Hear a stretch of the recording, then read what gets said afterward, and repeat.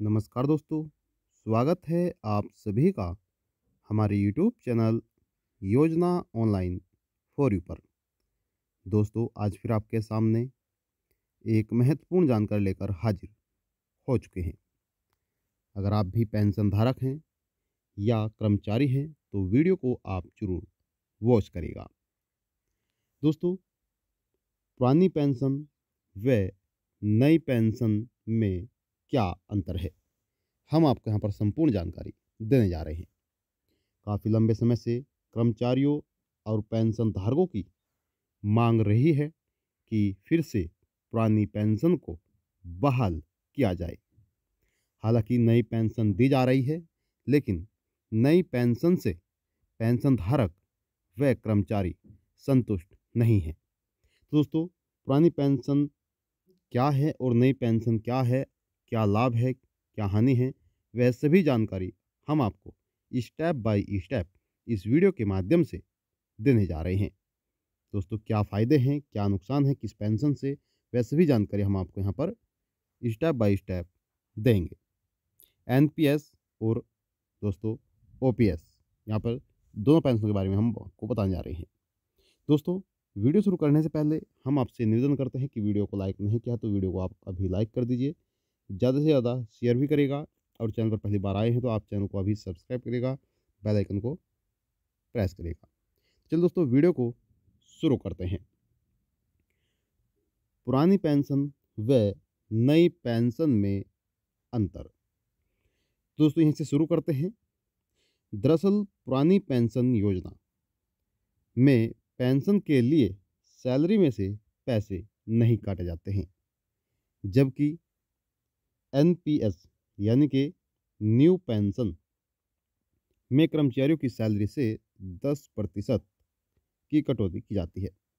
यानी दोस्तों, पहला यहाँ पर जो कारण है वह ये है कि जो पहले पुरानी पेंशन दी जाती थी, कर्मचारियों की सैलरी में से कोई भी पैसा नहीं काटा जाता था।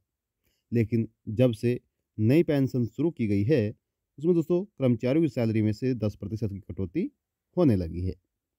वहीं दोस्तों नेक्स्ट यहाँ पर दिया गया है कि ओल्ड स्कीम पेंशन यानी कि दोस्तों पुरानी पेंशन में जनरल प्रोविडेंट फंड की सुविधा दी जाती है।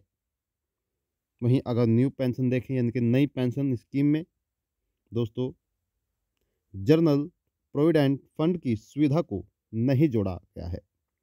यानी कि दोस्तों यहाँ पर जो जनरल प्रोविडेंट फंड है वह पुरानी पेंशन में जोड़ा जाता था, लेकिन नई पेंशन में नहीं जोड़ा जाता है।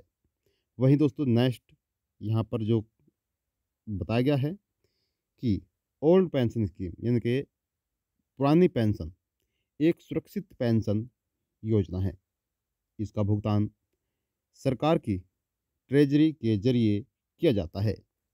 और हम अगर नई पेंशन की बात करें, न्यू पेंशन, तो शेयर बाजार आधारित बाजार की चाल के आधार पर ही भुगतान होता है। बाजार से मिलने वाले रिटर्न्स पर कोई गारंटी नहीं होती है। वहीं दोस्तों नेक्स्ट यहाँ पर बताया गया है कि ओल्ड पेंशन स्कीम में रिटायरमेंट के समय अंतिम बेसिक सैलरी के 50% तक निश्चित पेंशन मिलती है। जबकि नई पेंशन की अगर बात करें तो नई पेंशन योजना में रिटायरमेंट के समय निश्चित पेंशन की कोई गारंटी नहीं मिलती है। यह दोस्तों आप यहाँ पर समझ सकते हैं। यहाँ पर बताया गया है कि जो कर्मचारी होते हैं और जब वह रिटायर होते हैं तो 50% की निश्चित पेंशन यानी कि दोस्तों सपोज दैट आपकी जो पेंशन है सैलरी है वह 30,000 रुपये है। 30,000 रुपये आपकी सैलरी है तो दोस्तों जो यहाँ पर 50% आपकी पेंशन होगी, यानी कि आधी पेंशन आपको दी जाएगी, यानी कि 30,000 में से 15,000 रुपये आपकी हर महीने पेंशन सरकार की तरफ से आती रहेगी। यह दोस्तों पुरानी पेंशन का फ़ायदा है। अब नई पेंशन की बात करें, हाँ जी दोस्तों, नई पेंशन की बात करें, गलती के लिए माफ़ी चाहेंगे। नई पेंशन में ऐसा नहीं होता है और ना ही कोई गारंटी होती है कि आपको आधी पेंशन मिलेगी या फिर कितनी पेंशन मिलेगी, इसके लिए कोई यहाँ पर गारंटी नहीं होती है। पुरानी पेंशन में आपको 50% पेंशन मिलती रहती है। वही दोस्तों नंबर नेक्स्ट पे आप यहाँ पर देख सकते हैं। यहाँ पर बताया गया है कि ओल्ड पेंशन स्कीम यानी कि पुरानी पेंशन में 6 महीने के बाद मिलने वाला महंगाई भत्ता लागू होता है। और नई पेंशन स्कीम में 6 महीने के बाद मिलने वाला महंगाई भत्ता लागू नहीं होता है। यानी कि दोस्तों यहाँ पर जो पुरानी पेंशन है, पुरानी पेंशन में 6 महीने के बाद जो महंगाई भत्ता है वह लागू हो जाता है, लेकिन नई पेंशन में लागू नहीं होता है। नेक्स्ट पे यहाँ पर बताया गया है कि ओल्ड पेंशन स्कीम यानी कि पुरानी पेंशन में रिटायरमेंट के बाद 20 लाख रुपए तक का मैच्योरिटी मिलती है। और नई पेंशन योजना में रिटायरमेंट के समय दोस्तों मैच्योरिटी का अस्थायी प्रावधान है। यानी कि दोस्तों पुरानी पेंशन में रिटायरमेंट के बाद यहाँ पर 20 लाख रुपए तक का ग्रेच्युटी मिलती है, लेकिन अ, अगर नई पेंशन की बात करें तो इसमें ग्रेच्युटी नहीं मिलती है, अस्थायी प्रावधान है। वहीं दोस्तों नेक्स्ट पर यहाँ पर बताया गया है कि ओल्ड पेंशन स्कीम में सर्विस के दौरान मौत होने पर फैमिली पेंशन का प्रावधान है। यानी कि जो पुरानी पेंशन है, अगर कर्मचारी की नौकरी करते वक्त मृत्यु हो जाती है तो दोस्तों फैमिली की पेंशन मिलने लगती है।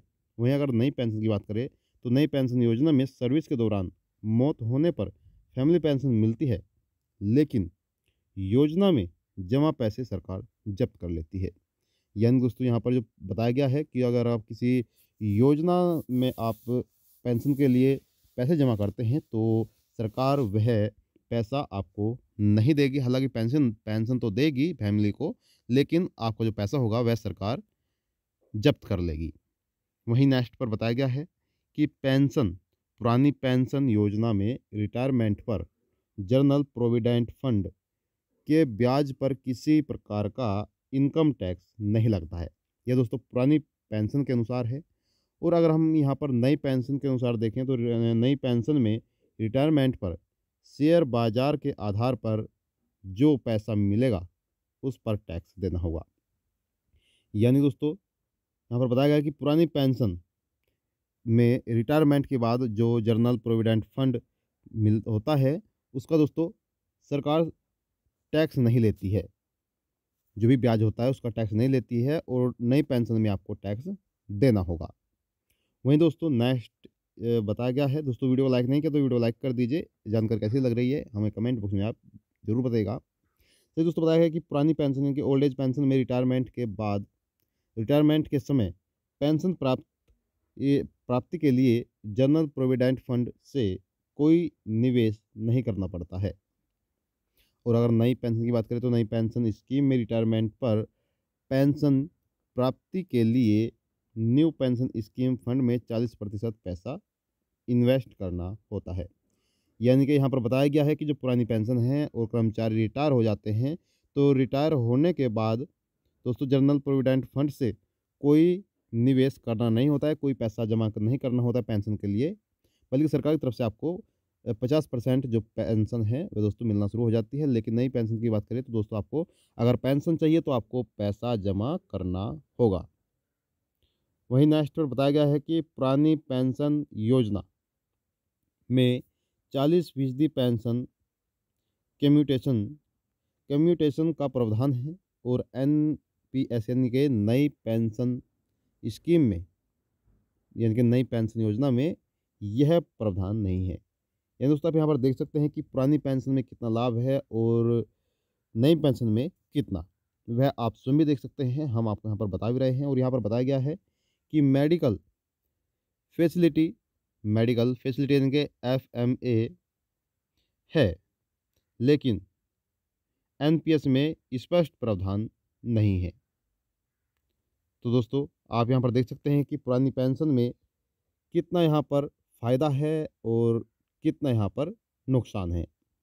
दोस्तों काफ़ी लंबे समय से जो कर्मचारी है वह पुरानी पेंशन को लेकर धरना प्रदर्शन कर रहे हैं कि पुरानी पेंशन को लागू किया जाए। हालांकि दोस्तों जो राजस्थान राज्य है, अभी हाल ही में बजट पारित किया गया था गहलोत सरकार द्वारा, तो पुरानी पेंशन को लेकर ऐलान कर दिया है कि पुरानी पेंशन कर्मचारियों को दी जाएगी।